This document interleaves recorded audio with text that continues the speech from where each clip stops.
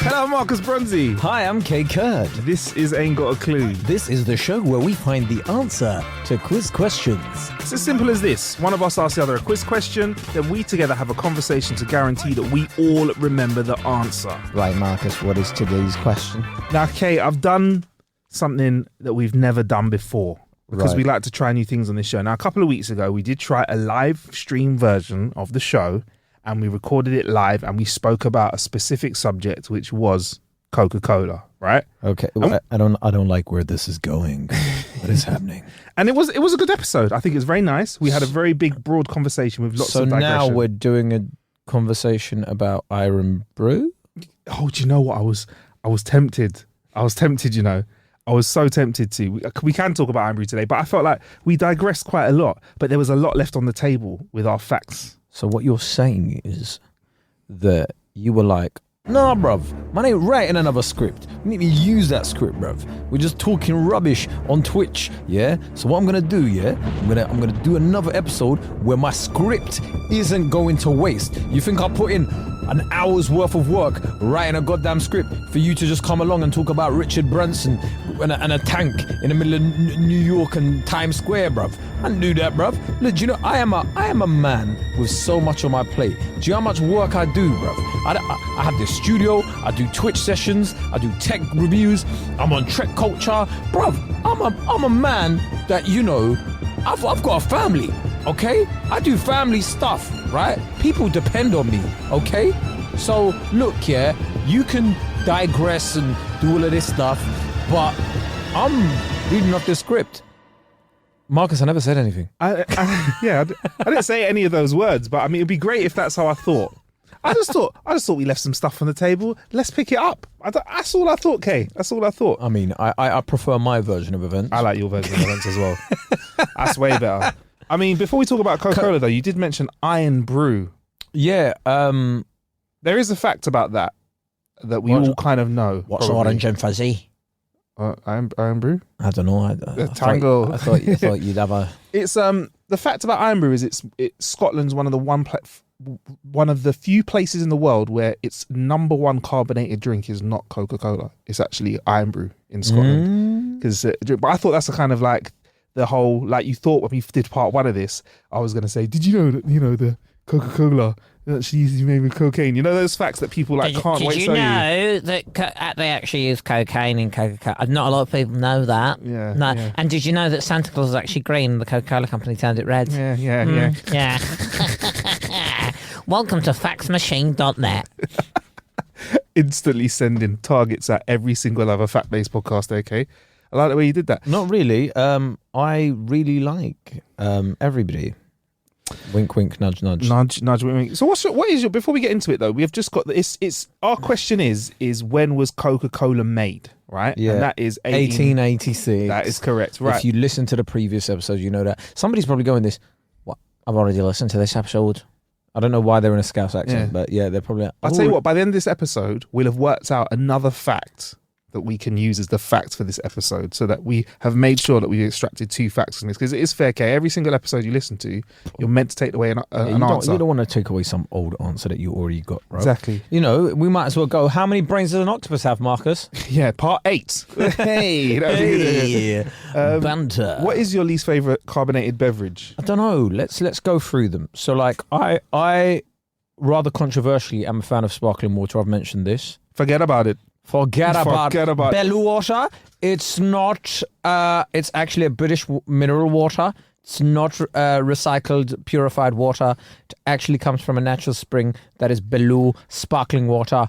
Big fan. Yes. By the way, since that first episode that we did about Coca-Cola, which is where the whole forget about it thing came from with the water sommelier, Kay and I have been messaging each other just the words "forget about it." Forget about it. And you've been sending me more videos of this guy. He is hypnotizing. How can somebody talking about water draw you in so much? Do you know what? One day I want to meet him, bruv. If you met him, imagine if we did a podcast with him one day. It would be great. I would love Martin Rice, water sommelier. Yeah, and if we were like, Martin, we just bought out a 1997 bottle of your favorite water, like ice cold, and to see him go fucking insane over it. My God. This is a one-of-a-kind Caledonian spring water from Sainsbury's a la 19 97. What is this Sainsbury's? It sounds like an exotic part of the UK. It's Tell him that it's a mountain spring. Target, but orange. Speaking of orange drinks, yeah, you were talking about Iron Brew, weren't you? Iron Brew, yeah, I love But yeah, an my Iron least favorite drink. I've never had Dr. Pepper, so I wouldn't know. Do you know what? I don't really have a lot of fizzy drinks, bro. Brew. Yeah. But I would say I'm a fan of Iron Brew. Mm-hmm. I'm a fan of Coca-Cola and Yeah. mainly the diet versions of a lot of Yeah, these drinks. To yeah. be honest with you, just the diet versions with no sugar. They have got a diet version of Iron Brew. It's Iron Brew Extra, where I think it's their version of Coke Zero. But I did close. It's funny. Yesterday, I was drinking Iron Brew Extra, right? And I had a sip of it with my eyes closed. Yeah, I don't know Were you why. in Scotland or something? I wasn't in Scotland, and I was transported to Scotland. That one sip took me there to the Highlands.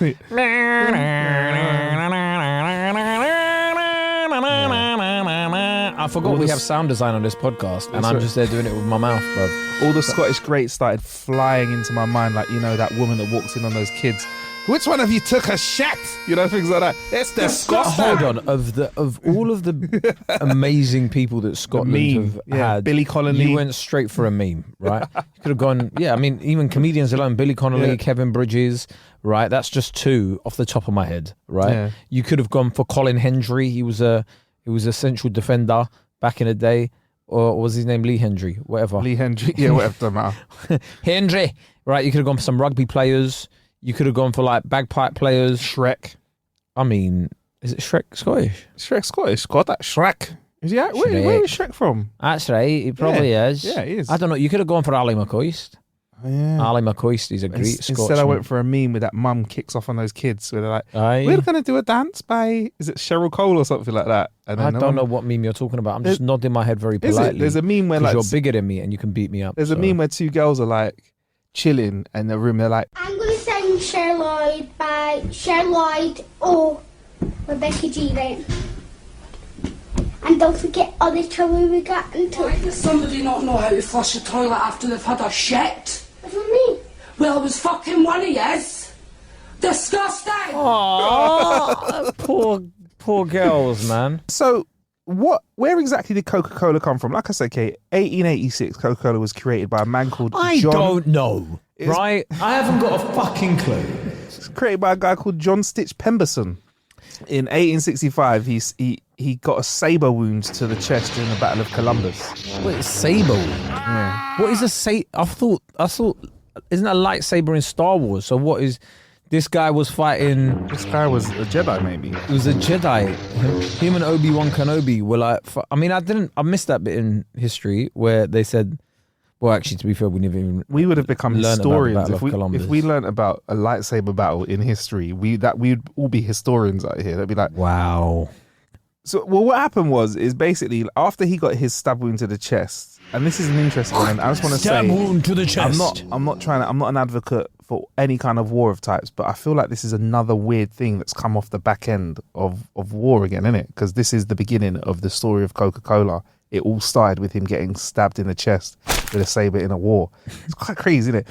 But yeah, Wait. You can't just do it like that. It's like fire and bluster in the middle of battle, in the middle of war. A young man named Dr. Pemberton fighting for his honor, fighting for the sovereignty of his nation, stabbed in the middle of his chest with none other than a saber. mad lightsaber sound effects. Seeking a cure without wanting to use morphine, because ironically this man was very learned and realized that morphine was highly addictive from a very, very early. Before you got a saber And he into the went for chest. a morphine-free alternative. But it's crazy that he came out of a war and was like he had a stab wound to his chest, and the first thing he went for is one of the hardest drugs out there, morphine. He went I mean, you straight don't in. see that in Top Boy. No, Like, no, one no. go, your blood, I've been shanked. Yeah, Bruv, what you need to do is find a cure, bruv. Yeah. For 10 cc's of morphine. Yo, bruv, just let me know, man. Have you found a cure for your like pain? Yeah. No, brother. Duchesne took it from, man.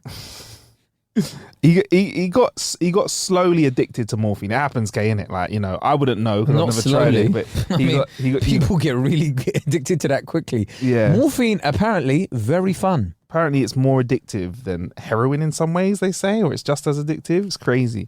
But anyway, he was trying to find a way to be unaddicted to morphine, right? And he tried some other tonic wines at the time. I think tonic wines back then were just when people put random shit in a bottle of wine and were like, yeah, it'll fix your eyesight or it'll make you feel better. Like, isn't that what a Magnum is as well? When people go, yo, bro, if you have this Magnum, yeah, it can make you last longer in bed. that is absolute bullshit. If you drink that Magnum, It is absolute codswallop. yeah, it's codswallop. Yeah. But there are people that swear by it. Like, do you have that friend that has that really weird like idea? Like, bro, if you drink 2 coffees with like 2 teaspoons of honey in the top of it, like 30 minutes before you see your girl, bruv, you last all night Bro, long. that's what I told you. Yeah. But yeah, he tried some other tonic wines at the time. He began experimenting with coca and coca wines, right? He Cool. eventually created a recipe that had contained extracts of cola nut. Wait. Coca and coca wine. What's that? Yeah. So basically, it's where people make wine using the coca extract. So people, In the coca. Coca Cabana. It's not even coca. Coca, not copa, guys. Coca Cabana. You drink some tonic wine and call it Pemberton's with French wine. Yeah. With So- some cocoa and some coca.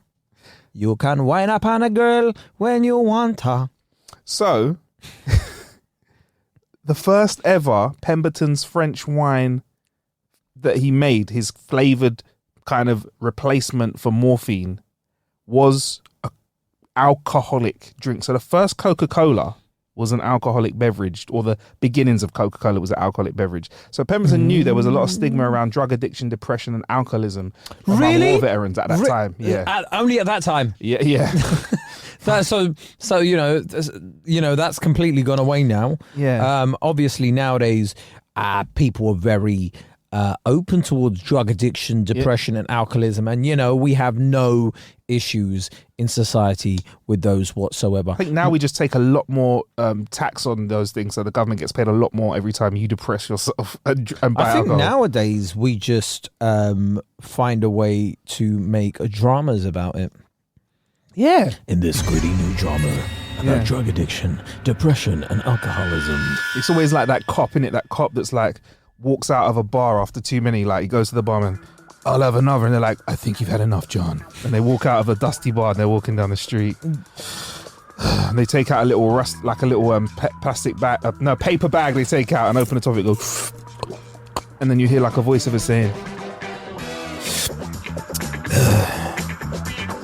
after working cases in this city for 30 years, the only place I can find peace is at the bottom of a bottle. And then it's always the beginning of some cop thing. And then like during the narrative, they clean themselves up, and then this drunken cop, like always Still manages to save the world. They always walk while onto drunk. a crime scene pissed. Why is it okay for detectives to walk in hungover? O'Connor, you've been drinking again. Oh, Get get off. You need to take some days off. You But- fucking stink. You've not taken a shower for 3 days. I also do think, right, Yeah. that if this was the early 2000s, Yeah. we would have had a reality TV show about this. Like, 3 groups of war veterans, the addicted to drugs, the depressed, and the alcoholics, fight it out for a place for a new job. Or like, in rehab. or something like that. Yeah. In rehab, we've got 4 challenges. Let's see which team wins. Fucked up veterans.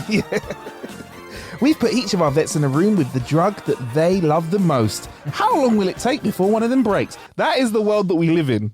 That's the world we live in. World Find we out lived in. after the break. World we lived in. Yeah, right? hopefully. Yeah. Hopefully. We don't get them anymore. Thank you. What, we don't get shows like that anymore? Yeah. Fucking hell, mate. I'll tell you what. Anyway, so after trying all of this, he was very aware, like I said, that there's alcoholism and drug addiction, depression was kind of getting a bad stigma. So Pemberton's medicine was advertised as particularly beneficial for ladies and all those whose sedentary employment caused a nervous prostration, which means basically if you're sitting around and not doing much, this is the medicine that will make you feel better. But really, it was just wine, bruv. It was just wine to get people a little bit drunk. But in 1886, there was it rosé? You know, ladies love the rosé. Ladies love. That's basically what it did. He did. He invented wine and women. Is that what you're saying? Pretty much. He's like, it's not a drug. This is a love potion. Ladies, you are gonna love something called brunch that is going to be invented a few years from now, and I've got the one thing that is going to make your fucking day. It's bottomless. That is literally K. He was the guy. He worked out that if you make it a bottomless brunch and you aim it towards women as a fun time thing in this world, you can get away with it. Because, like, I think you've touched on this. Like, bottomless brunches is let's be honest. It's drinking to your fucking hammer during the day, and it's making it acceptable. You've changed it. It's day drinking. It's because they can sleep at 11, and it's great. Yeah. What? It's like Sunday fun day in LA. Like Sunday, people get on it early on, so that they can get up early for work. Do they have a shag? Is that what they do? That's what they do. But so there was basically, in 1886, there was legislation that came in that was making alcohol illegal. So Pemberton had to produce a non-alcoholic version to his French wine Coca. And it was because of this and an accident that we know the Coca-Cola that we have today. Right? Okay. Well, it was a slightly more potent version of the Coca-Cola we had today because the Coke thing, which we'll get to. He blended the base syrup with carbonated water by accident when trying to make another glass full of the beverage. I think he was trying to clean out the glass with some carbonated water, between his little... Because up until this point, Coca-Cola was still, I just want to say, or his Coca wine. And then he accidentally mixed the syrup and the fizzy stuff at the bottom and went... Oh... This is actually all right, you know. This is fucking nice, Hey, mate. this No, he'd is- have been like, wow, this carbonated texture really feels nice. I love this my fizzy. tongue. Yeah. I love the way these bubbles just melt on my tongue. Someone comes in. What are you doing, Mr. Pemberton? I think I've invented an orgasm in my mouth. I'm a scat because I like the Have feeling you- of bubbles in my mouth. Have you ever I don't know if we can say this on air. Have you ever been high? Yeah. Disgusting! I've been to Amsterdam. Yeah, so have you ever been to Amsterdam or like Toronto Yeah. and had a fizzy drink while you were high? It's insane, innit? Especially because I'm not an everyday. I don't get high. I partake Yeah. in the legal laws of the country. Yeah. Exactly. So I've only ever smoked weed in Amsterdam and Toronto. That's why Yeah. I said it too. and then bruv. No Because you one know has, what you're getting. no one has essentially, prepared. Do you know what? That's what it is. You know Yeah. as well. No one has prepared me for that experience. Like you're just talking to your friends. Like yeah, you know, and kind of feel like yeah. I had one of those Mexican ones as well. I'm feeling explosions in my mouth. I had one of those Mexican drinks with like tacos, and it was in Canada, and I was like, "This is amazing." yeah. It makes I can imagine that's how he felt as well. Like, can you like, if you've never had that experience of like the bubbles, yeah. and like it could that new sensation of like along his mouth. Oh my god! Yeah, I think the fizziest thing that they would have Pause. had was a little bit of sparkling water, maybe a couple of ales or whatever, but nothing that was like a sweet fizzy drink as far as I know. But he took a sip and he was like, wow, Coca-Cola is the ish. It was born.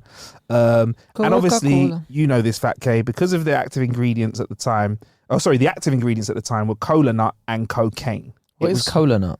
Cola nut is a nut which has actually got quite a bitter taste to it. So it's like a nut, but you can break them open and the inside of them aren't nutty. Like they're not like I know peanut isn't a nut, which is another show we can do, but they're not like Sorry, what? Yeah, we'll get onto that another time. My God! Yeah. A lot of things that we think are nut. A lot of things that we think are nuts aren't nuts. Let me write that on my list of show That is episodes. But they're these really little bitter things. So people eat them for like.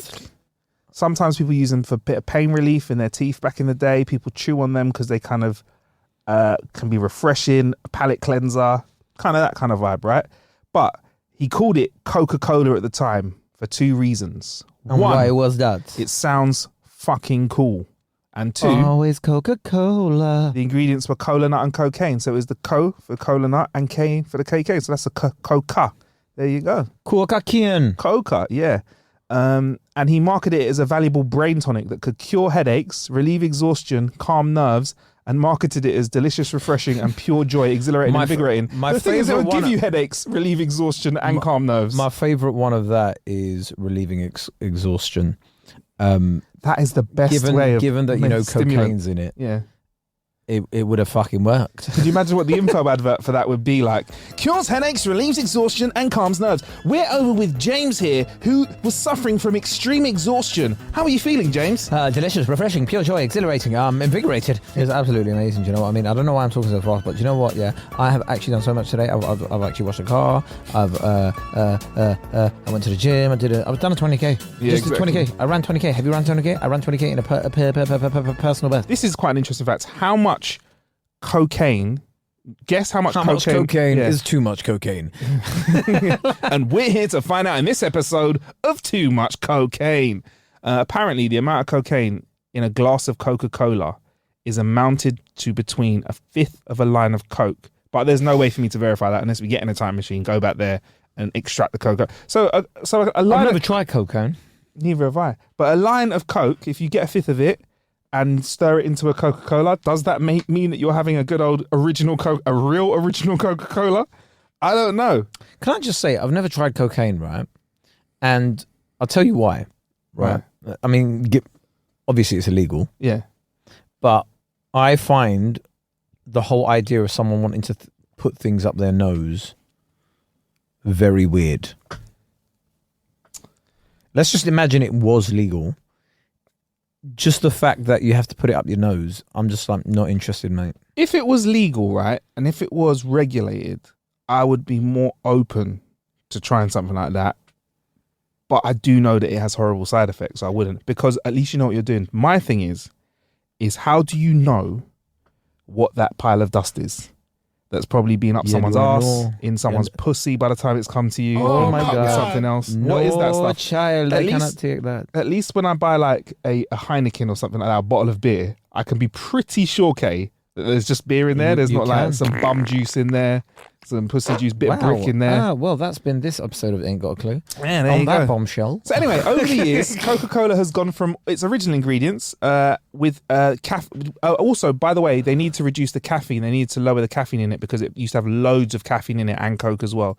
So over the years, the caffeine content has been lowered. Wouldn't it be amazing if another company came along and just upped the caffeine content and called it, I don't know, Mauve Cow? Yeah. CBD cola. CBD colas. CBD things are getting quite big at the No, moment. I was going for Red Bull, but Oh, I'm sorry. I missed that one. Mauve Cow. No. Sorry, yeah, I Sorry. missed that one. He's here all night, guys. He's here all night. But yeah, over the years, Coca-Cola's gone from the original ingredients to the ones that we know today, where there's less caffeine in it, and we've been left with the most popular soft drink and arguably one of the most commercially successful drinks of all time, Coca-Cola. So there you go, Kay. So the fact that I'm going to pluck out of this, what's the fact that we can pluck out of this, we can use then, so that I don't leave the listener upset? Where was the inventor of Coca-Cola born? There you go. Yeah, where was the inventor of Coca-Cola born, Kay? Knoxville, Georgia. That's right. Georgia. There you go. So that's it for this episode. So that's it for this episode of Ain't Got a Clue. Yeah, remember we have a Patreon. You can get all of the episodes that we have ad-free as well as bonus episodes. So sign up and get your delicious new podcast episodes. How often do we drop these Patreon special episodes, Kate? Are they just diluted, We cut drop down them. crappy other episodes? No. That's what we put on the main feed. I'm joking. I like that. No. Go onto Patreon. Every week there's a new episode. I think we got, it says 10 here on the script. I think we've got more like 20 episodes up there. So if you want to... Yeah, let's not just tell them how we make crappy scripts. Follow Marcus on social media. Follow myself on social media. It's Marcus Bronzy. That's on all social media. I'm K Kurd on everything. Get the hell out of here. Bye-bye. This podcast is created by Marcus Bronzy, K Kurd, edited by Marcus Bronzy, sound designed by Matt Farthing, and listened to by the absolute flipping legends themselves. Big up yourselves.